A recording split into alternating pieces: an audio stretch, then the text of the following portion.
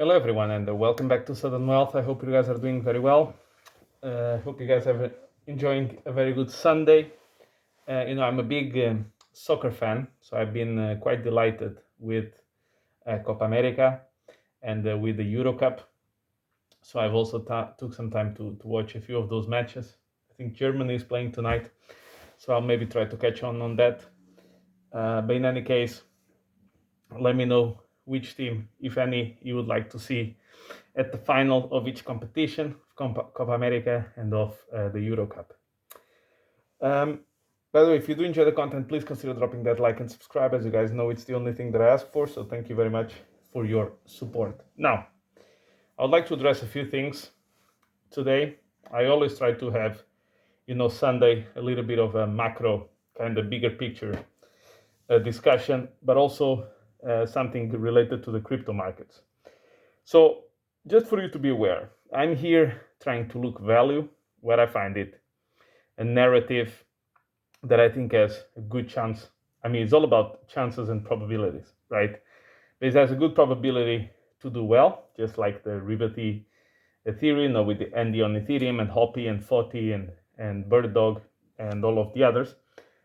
And I try to see what can be achieved within those narratives and those opportunities. And then it's very simple. I'm looking to buy things very low. So for example, I've seen Zeus, which is on Ethereum, which has the address 0x71.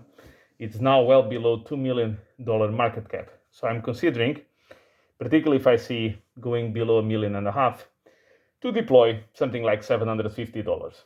Okay, so probably I'll do that tonight. And Birddog, you guys know that I've sold almost all of my Birddog already, and I have only 10% left. But I saw it going close to 1.1 million market cap. So I'm actually considering to drop $1,000 into that one again. So I'm in the business of trying to find a narrative that I think has good probabilities of working out. And then I try to buy low, particularly after a lot of red candles. That's why I went into Foti, for example, because it was 95% down, which is the things that I like.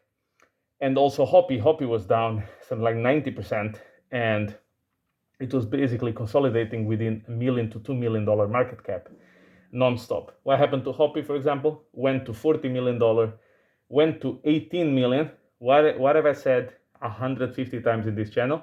Just because we are in the bull market, we get 50, 60, 70% corrections, which is exactly what we had. Now, Hoppy is going back into close to $30 million market cap, but like 2 days ago was at 18. So, but that's part of the volatility. I mean, if you can all live with it, you're going to struggle in the bull market, particularly in altcoins. I've said this many times before. Now, one of the things, and the people listening to this channel will testify to that, I said, no, after the halving, you're going to have 2 to 3 month kind of consolidation correction period. I thought that Bitcoin was going to go to 47 to 52K. We stopped for the time being at 56. But you need to contrast that with what people were saying. People were saying Bitcoin 90K, 100K, 180K, this kind of. So that was the other side. And I said, no, we're going to sell off. We're going to go sideways and consolidate and hope that we stop at 47 to 52. We stopped at 56. Now, I was wrong for a range of $4,000, but here we are, consolidating, going nowhere, sideways. Basically, we were at extreme greed in the fear and greed index. Now we are back to neutral. And if we go to fearful, would be the best case scenario. You see, you need people to be afraid. You need people to give up. You need people to start questioning if the bull market is over in order for you to be able to go up. And a lot of shorts are being deployed between the 67 and the $74,000.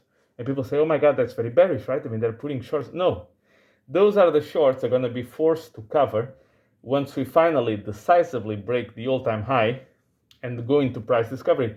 You need shorts in place for them to be liquidated. The same way that when you have everybody's putting long positions in Bitcoin, you're probably going to have a correction. Why? Because then we need to take out the leverage from the system. It's the opposite of how your mind works. If your mind is telling you something, say, oh, go, you know, what were I saying here when Solana was dominating everything? I said, I think the Solana domination phase may be over. I think Solana may be peaking. Ever since I said that, Solana has done, and the ecosystem has done nothing but go down. Why? Because it did very well in the beginning. These things come in times and waves. They are all not all the same. Problem is, people get the impression that a bull market in crypto is green candles every single day. That is the euphoria phase. That is the last, 30 to 45 days, where like every week is going up. But we are way far away from it. That's when Jim Cramer gets bullish.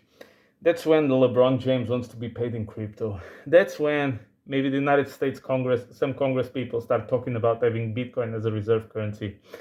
That's when, some people are saying that Elon Musk is going to make Bitcoin a currency in Mars.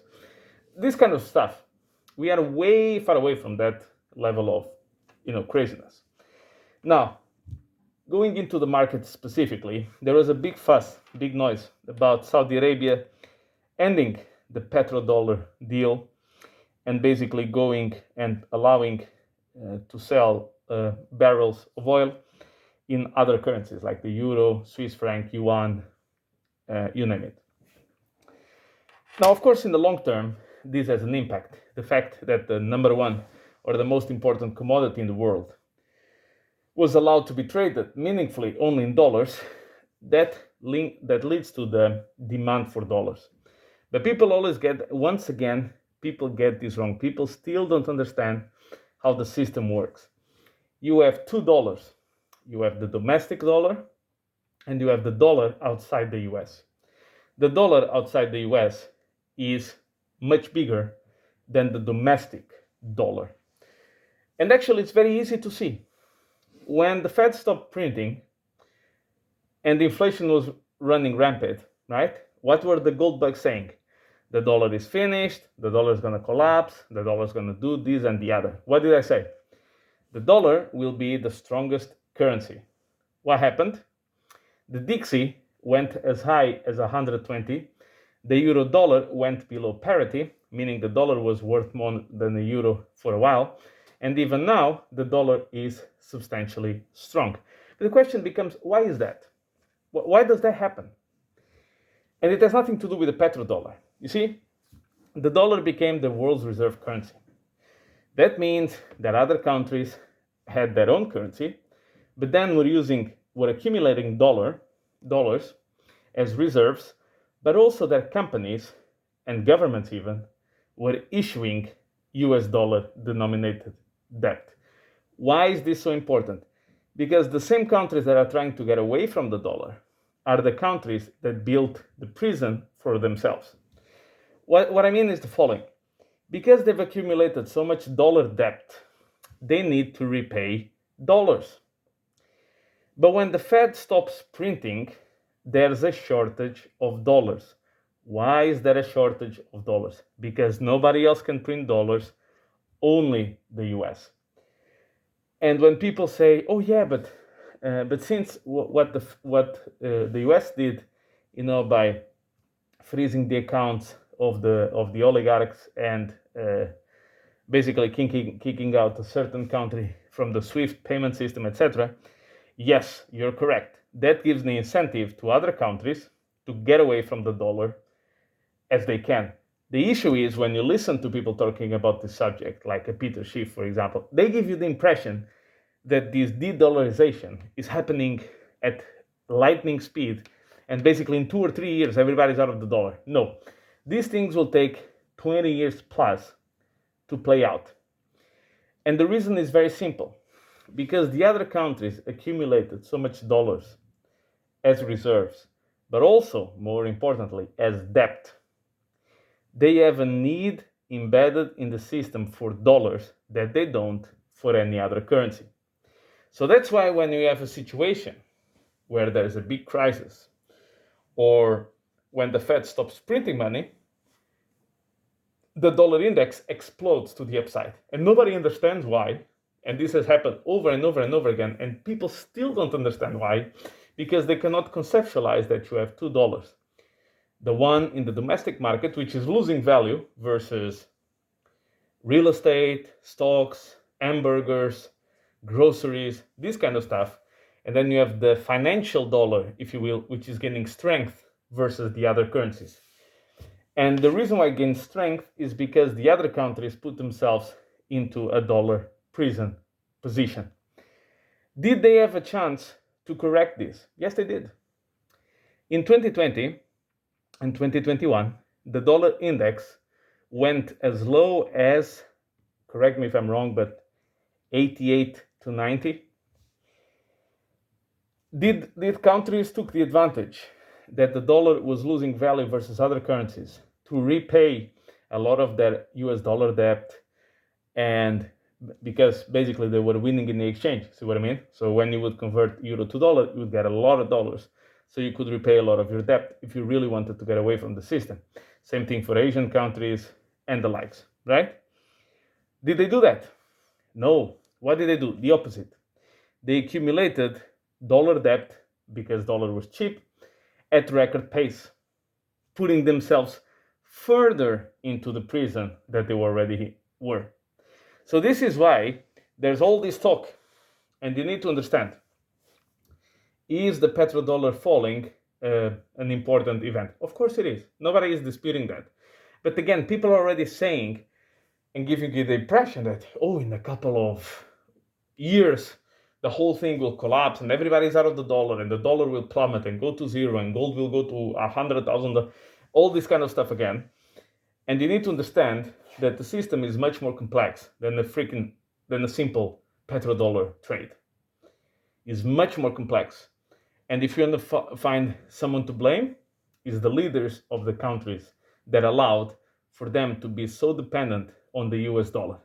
And then people say, oh yeah, but the US abuses the US dollar. Of course, just like Britain abused the British pound, and the Dutch, the guilder, and the Spanish, the peseta, and the Portuguese, the escudo, so on and so forth. Everyone who is the reserve currency abuses its privileges. That's why eventually they stop being the reserve currency. But the point is, nowadays, the economies are much more intertwined and much more global than they used to be. So these things will take time to unravel. And you need to understand that the biggest concern is the amount of dollar debt that exists outside the US, which is much larger than the US, than the domestic dollar. And that is complete fault of their own countries that allow themselves to go into. So basically, they entered a room, build strong protection from people to getting out, and they put themselves into that prison without considering that one day the US may be not so friendly to them, and they may want to go away and they can't. And with that, guys, I hope that this clarifies and you get a better feeling of what these kind of things really mean. Yes, it's relevant. Yes, it will have an impact. Yes, the dollar will stop being the reserve currency, but these things will probably take 20 to 25 years to play out. And it's not like in the next year or the next 2 years, like these guys on YouTube make it sound, particularly the gold bugs. And with that, guys, thank you very much for your support, and I'll catch you in the next one.